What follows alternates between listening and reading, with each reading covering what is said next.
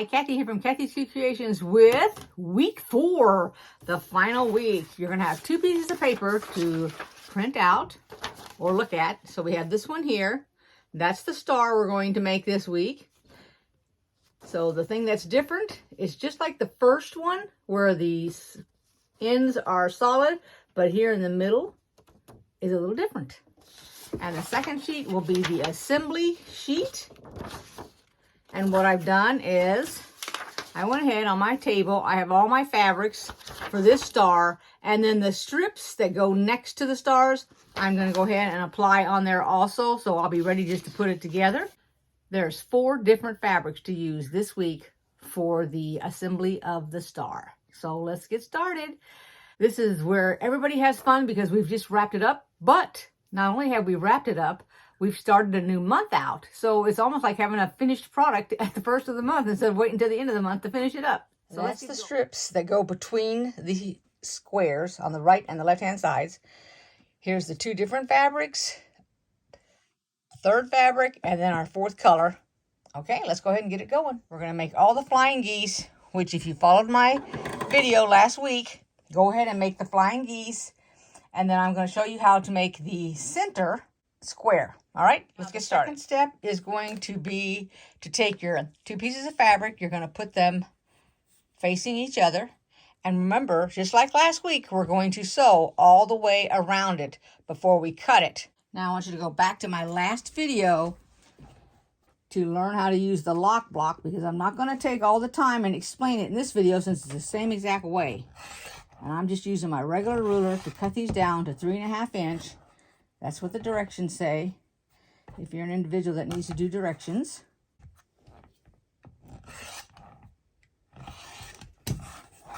And we have all of those done. So we're getting to put them together here in a minute. We're going to put them together, and this is like a pinwheel. So make sure these squares are positioned correctly. So I'm going to call this my light fabric and my medium. So I got the medium in the top left, the light in the bottom right, going towards the left. The point's to the left. Now the point is to the right. Now the point is downward. And now the point is to the left. And that's what makes this shape. Now we're going to go ahead and we're going to sew these 2 together. These 2 together. And then when they're sewn together, we'll combine them to make our 1 square, which is the middle, before we put the rest of it together. Now we're not having to mark any points or anything when we put these 2 together. The only thing is you want to make sure that you have them laying correctly. You do nestle them, so that is where I've put my pin, where I'm going to nestle them. Make sure your stitching is 1/4 inch. You're going to hear my puppy in the background because I've got him boxed up. That little stinker has chewed more wires in my house than I can shake a stick at. Therefore, he's going to stay boxed up, and he's definitely not coming to my sewing room until he has gotten all of his teeth in. On that first square, the nestling was at the end of it, so it was down here at the bottom. And on this one, it's up at the top. And I kind of like to keep it straight. So I've got it pinned twice up here at the beginning. This is cutting. This is sewing on the bias, so you got to be real careful because this will all stretch out, which will make your 3.5 inch square be a lot bigger by the time you're done if you're pulling on it.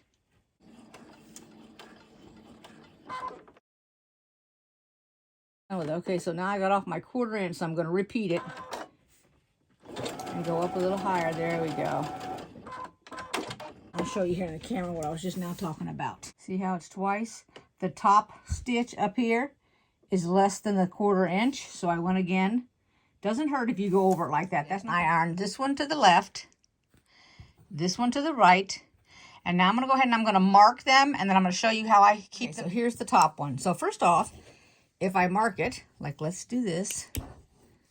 Kathy, get it in the camera. All right. Here's the spot that I'm going to mark. So I'm just going to go ahead and I'm going to mark it. I'm going to go out a little bit on our fabric. All right, so this is how that one goes. That's going to go on the top.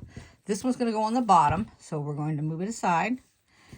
And we're going to mark this one. Now this is strictly for us to see where we're at when we put the 2 pieces together.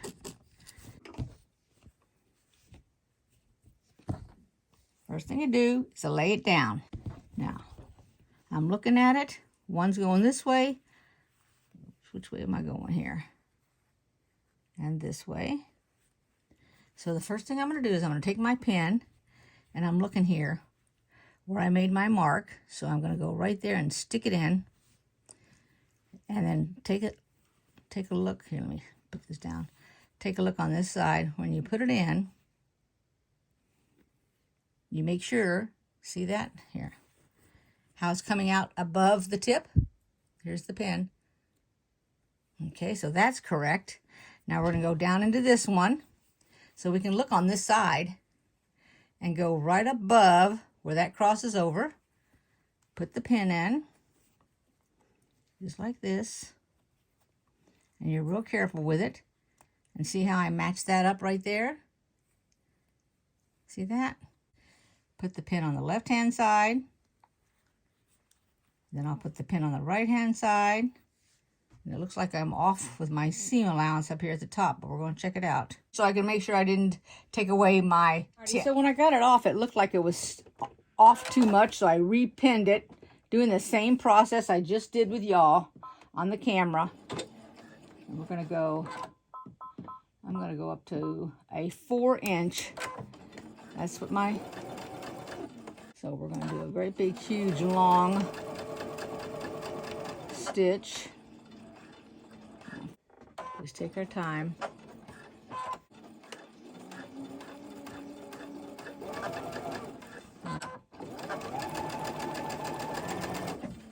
So when I readjusted it, get it focused here? It ended up being closer to the top. And then here we go. Here is the tips. Okay, and I can live with that because I haven't taken any off. So let me go ahead, and now I'm going to stitch it. Look at the length of the stitch. Let's put it with the color. See how big it is? Now I'm going to go over it in a smaller stitch. All right, I restitched it. You can see where I've gone over it. And I moved it down a little bit. See how the fabric, I'm going to turn it a little bit so you can see it. It doesn't quite match up. And let's flip it so you can look at it. And there's what it looks like. So now I'm going to iron it open so we can go ahead and build this square. Down here on the table. Put our 4 white corners on it. I'm going to do that row, then we're going to do this row here, and then this row, and we'll put the whole thing together, and we'll be done with the squares.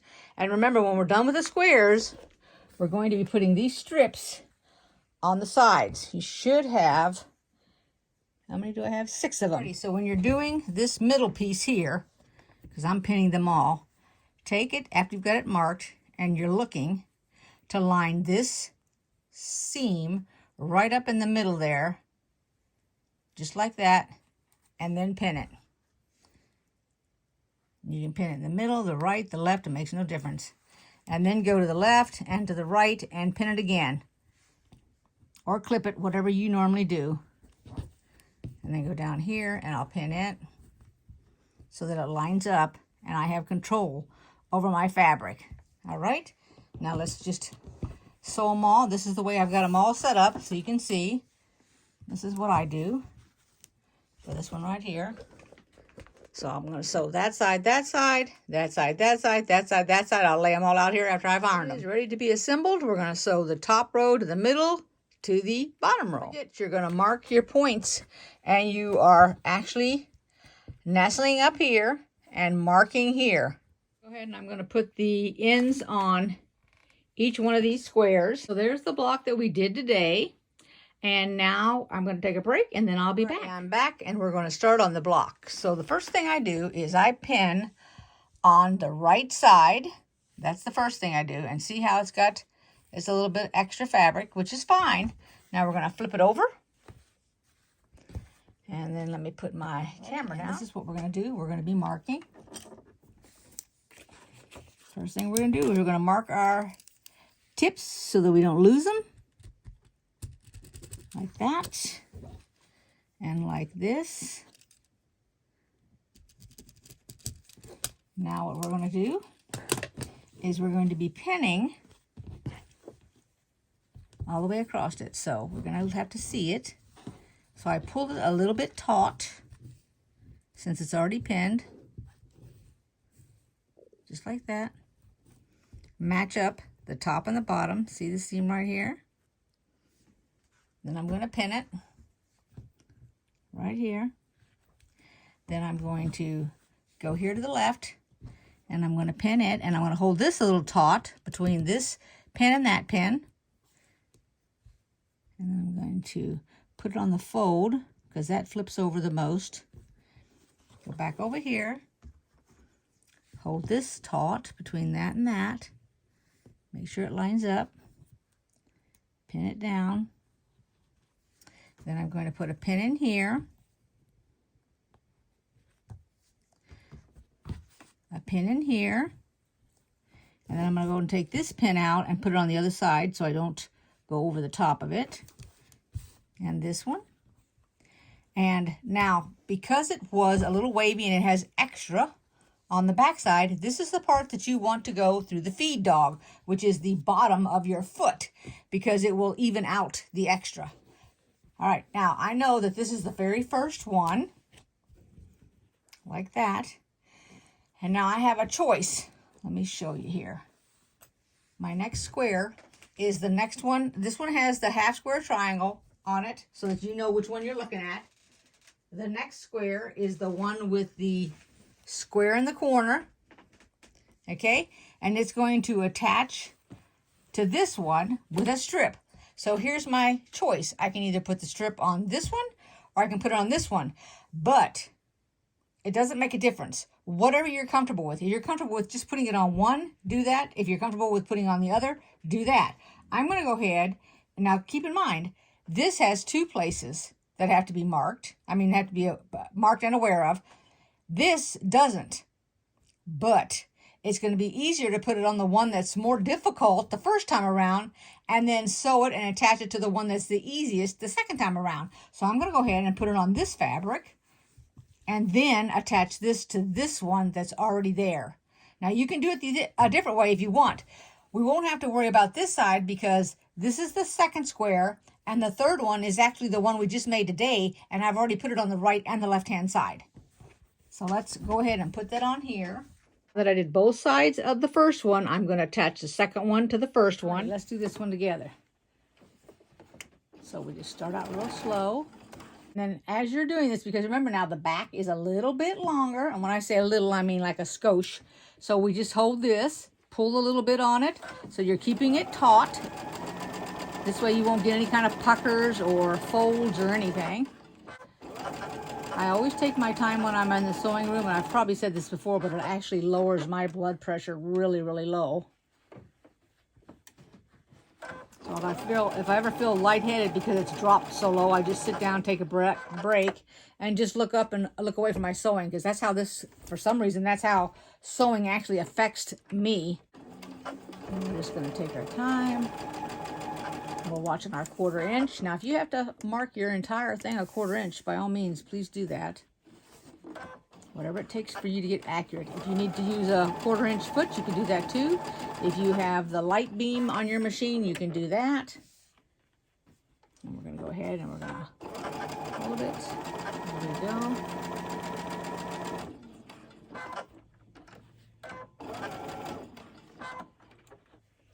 And then I'm going to drop my stitch down one and come off. And we're going to iron it and take a look at it. Both are.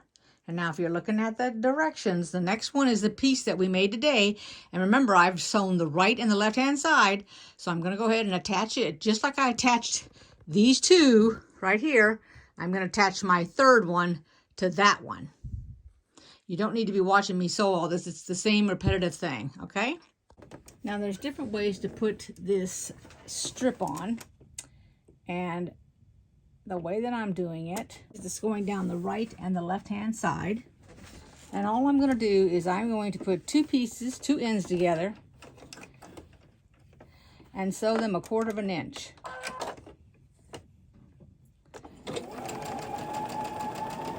I'm not going to cross them over, which is what some people do, and I'm going to go ahead and sew. Now there's 5 strips that you would have cut out, so I'm going to do 2 of them. I don't think it's going to take 5. We're going to start out with 2, and we're going to go from there. Be sure and cut your salvage off first. I did that one, and I'm going to do the next one. And then I'm going to see if it fits. If it doesn't, then I'll put the other piece on. Let's just do that first. And then we're going to find out. Now when you pin this, go ahead and pin it just like we did before, where the fabric is on the back side, the strip is, so that you can allow for extra fabric. And when you've pinned it, do not cut it off. Okay, and the reason for you not to cut it off, if you're new, now I didn't measure mine. A lot of people will measure the length of the strip and then, the length of the table runner, then the length of the strip and cut it. But what I like to do is just put it on, and I took my back fabric, which is the strip, and I made it taut, and then I put my other fabric on top of it, but I marked it as I went. Now you could put it on your table or whatever and mark the whole thing and then attach it. It doesn't make any difference as long as you mark it so that you don't go over your tips. Then when you're totally finished and you've ironed it, that's when I cut my edge off. This way, if I've accidentally measured it wrong, I'm not short fabric, which that happened at the very beginning that I did it like that.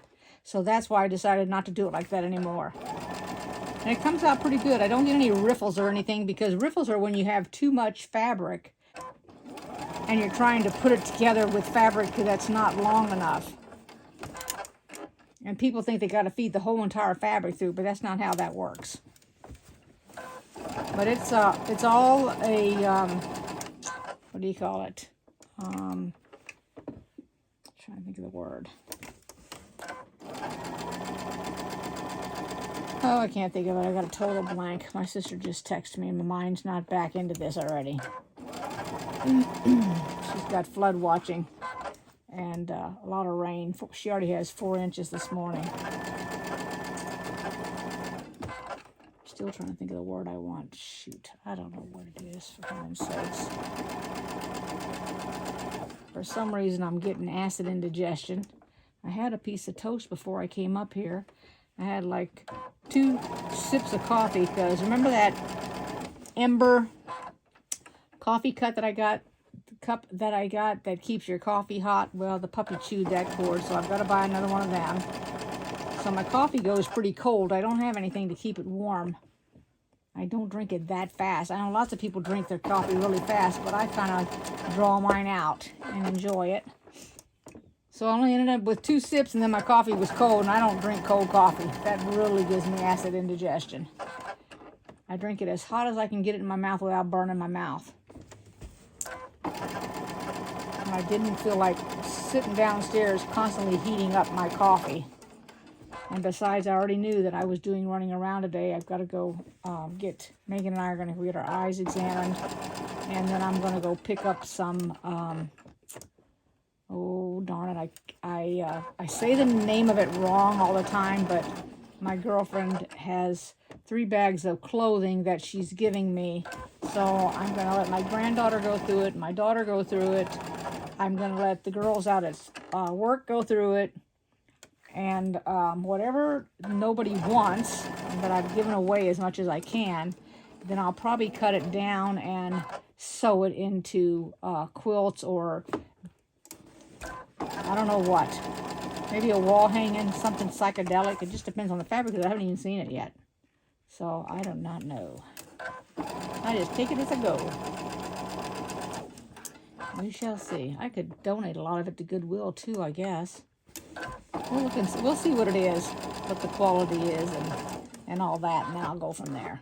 And that's what I'll do. But I got up here early. I think I was up here at 8:30. It's about 9:30 now, so it hasn't been too long. I haven't heard the puppy complain. I mean, other than I took my break, but I haven't, the puppy hasn't complained yet. And he is locked up for my sanity's sake. Let's put it that way. Well, that and Megan is sleeping in the chair down there. And I don't want him barking and carrying on, trying to jump on her while she's trying to sleep. She just got home, so she's taking like a nap. But and I'm not going to spend that much time with Barb. It's just a real quick get in and get out. I have some more sewing I need to do. I need to go shopping in the morning. I got a question for all of those people that have cats. What type of cat food do you buy that keeps your cats? I mean, I buy the stuff that's like sensitive for their stomach and stuff, because I don't know which one is down there kicking up hairballs, fur balls, not hairballs, but whatever. But they're constantly spitting and everything. So I try to buy stuff for sensitive stomach, hairball. I don't even know if that stuff lasts. I know it's written on the package. I mean, not lasts, but works. I know it's written on the package, but I'm not sure if it even, you know, if it's false advertisement and they just advertise it on the package just to get you to buy it and it's higher priced or what. I try to buy the stuff that's got a lot of protein in it, not a lot of grains in it, but I could be wrong about that too.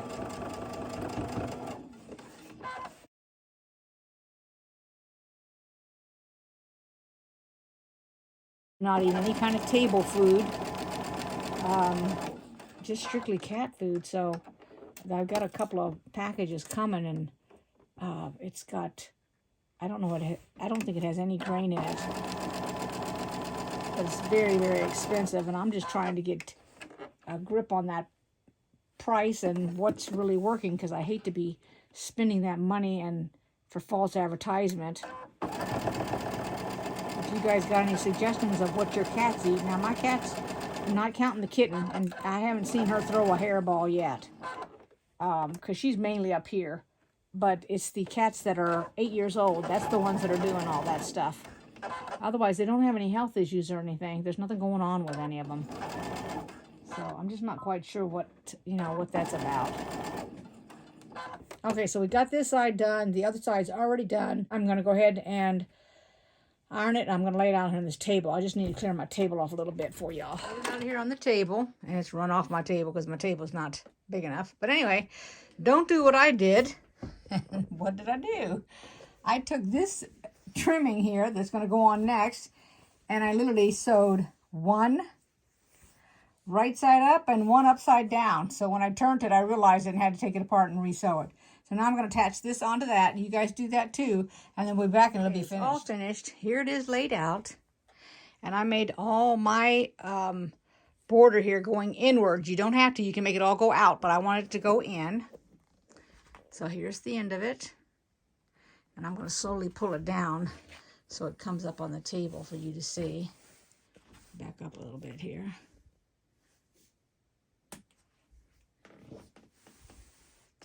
And there's the end of it. So the two ends look the same, and then the middle looks different. And then you got your two ends again. Well, I hope everybody liked this video. Give it a thumbs up if you did. If you'd like to make a comment, by all means, make a comment. And I think this turned out fantastic, and this will really look nice on a kitchen table, even a dining room table. Or if you don't even have that, you can put it on a bookshelf, or you could throw it over the back of your couch. It's just going to make it look all springy in the season of spring. You can hang it on the wall if you want, or on your door. I mean, there's no reason you can't just come up with a multiple things to do with it. Even though it's a table runner, it can still be put anywhere you want. Okay? So, I'm trying to think. It probably, well, I'm not even going to go there because I'm not going to give that suggestion out there. But anyway, so like I said, give me a thumbs up. If you like the video, you can make a comment. If you haven't joined my YouTube channel yet, you can do that. Doesn't cost you anything. You just click on the little bell for notifications, and I will see you next time for the next one. Don't know what it's going to be yet. Don't even know when it's going to come out. Just know that they're going to have a great one just like this one. Thanks everybody for watching, and welcome to everybody that's new. Take care, everybody. Bye-bye.